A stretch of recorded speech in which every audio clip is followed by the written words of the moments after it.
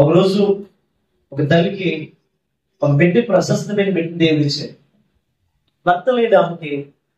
పాప ఆ బిడ్డని చక్కగా పెంచుతూ ఉంది, బాగా చూసుకుంటూ ఉంది. అయితే ఆ బిడ్డ ఆ చిన్నతనం నుంచి బాగా చదువుకుంటూ ఒక మంచి స్థాయికి ఆ తల్లి కష్టపడి చదివిస్తూ ఉంది.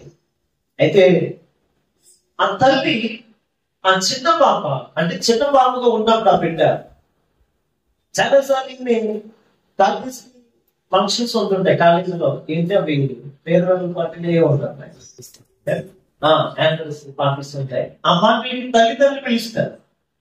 పిలిచినప్పుడల్లా ఈ మడిదంట, మా అమ్మ అందరు బాగోదు, మా అమ్మని నేను పెళ్ళి అని చెప్పేసి చాలా సార్లు, 1-2 సార్లు కదా, అనేక సార్లు జరుగుతున్నప్పుడు తల్లిని తీసుకెళ్ళింది కదా.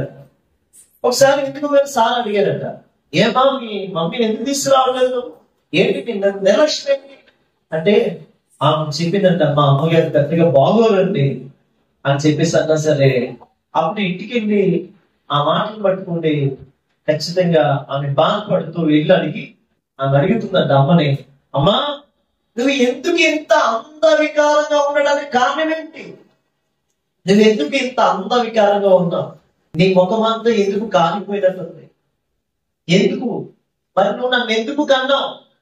నీ కోసం చెప్తామంటే నాకు చిరాకు అవుతుంది, ఎవరినైనా పరిచయం చేద్దామంటే నాకు చిరాకు అవుతుంది. అంటే ఒక తల్లిలాగా నేను ఇద్దరికి మా అమ్మగారు అని చెప్పుకోవడానికి బాధపడుతుంది అని చెప్పేసి ఈ బిడ్డ చాలా మొమానంగా ఫీల్ అవుతూ, అసహ్యంగా ఫీల్ అవుతూ, కాస్త అసహించుకుంటూ తల్లిని అడుగుతూ ఉంటుంటే ఆ తల్లి చెప్పిన మాట ఉంటేనండి. ఒక రోజు ఆ తల్లి చెప్పింది, మా దీని అంతటికి కారణం నేను చెప్తాను, ఒకసారి ఆలోచించు అని చెప్పి, నువ్వు పుట్టినప్పుడు నువ్వు ఉన్నావు, ఇంకెవరు మనం పట్టించుకోలేదు. మనం ఒక చిన్న గుడిసెలో ఉన్నాం. ఆ గుడిసెలో ఉంటున్నప్పుడు నేను మరి నీకేదో ఒకటి తేవాలి కదా అని చెప్పి బయటకి వెళ్ళి, అంటే ఏదో పాలు ప్యాకెట్ తేడానికి వెళ్ళాను. అలాంటి స్థితిలో అనుకోకుండా పాగంతా మన గుడిసె అంతా కాలిపోతూ ఉంది.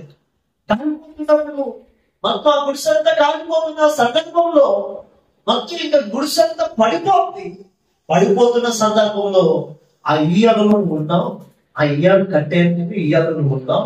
నిన్ను కాపాడటం కోసమే నా ప్రాణాలను సైతం లెక్క చేయకుండా నేను రిస్క్ చేసి ఆ పాకులుగా అంటే ఆ గుడిసెలోకి దూరి నేనేం చేశానంటే ఆ పొత్తు గుడ్డలతో పట్టుకుంటే, నేను కాలిపోతున్నా, నా ముఖం కాలిపోతున్నా, నాకు ఆ అగ్ని నన్ను కాల్చేస్తుందో సరే నిన్ను పట్టుకుంటూ బయటికి తీసుకొచ్చి నేను కాపాడాను. పైసలో నేను కాపాడాను.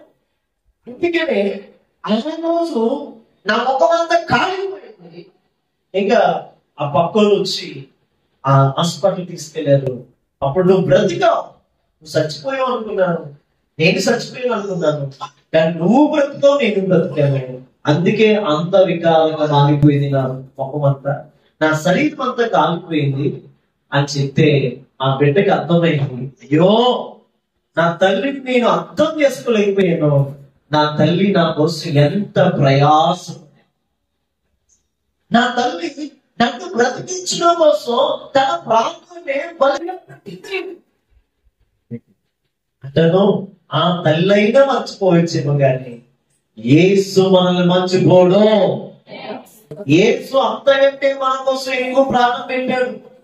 ఆ తల్లి రిస్క్ చేసుకున్నట్లుగా ఆ తల్లి స్థానాన్ని యేసే తీసుకుంటే, ఆ బిడ్డ స్థానంలో మనం ఉన్నప్పుడు ఎటు తోచి పరిస్థితుల్లో పాపంలో కొట్టిపిట్లాడుతున్న మన జీవితాల కోసం, ఒక విధంగా చెప్పాలంటే పసిపిల్లలా ఉన్న మన జీవితాలు ఆయన తన రక్తమ చేత తన కౌగిలిలో మనం హత్తుకొని ఆయన మనకు బదులుగా మరణమయ్యాడు, ఆయన మనకు బదులుగా ప్రాణం పెట్టాడు. అందుకే అంటాడు, ఒకటి తల్లి వాణ్ణి ఆదరించినట్లు నేను మిమ్మల్ని ఆదరిస్తాను. ఎంత అద్భుతమైన మాట, అద్భుతం. ఈరోజు ఎంతమందికి ఇలాంటి స్థితిగతులు ఉన్నాయి? ఆదరించగలుగుతున్నామమ్మా, ఆదరించేవారుగా మనం ఉండగలుగుతున్నాం. అందుకే పౌలు అంటాడు, ఆ ఆత్మ ఆధారం చేసుకోగలిగితే, ఓ కొరింథీ సంఘమా 2 కొరింథీ 1:14, దేవుడు మమ్మల్ని ఏ రీతిలో ఆదరిస్తున్నాడో అదే ఆదరణతో మేము కూడా ఉన్నాం. ఏ ఆదరణతో ఎట్టి శ్రమ ఉన్నవారినైనా ఆదరించినట్టు శక్తి గలవారన్నట్లు ఆయన మా శ్రమలంతటిలో కూడా మమ్మల్ని ఆదరించుచున్నాడు. ఆదరించు అది ఆదరణ ఇతరులకు ఇవ్వాలి.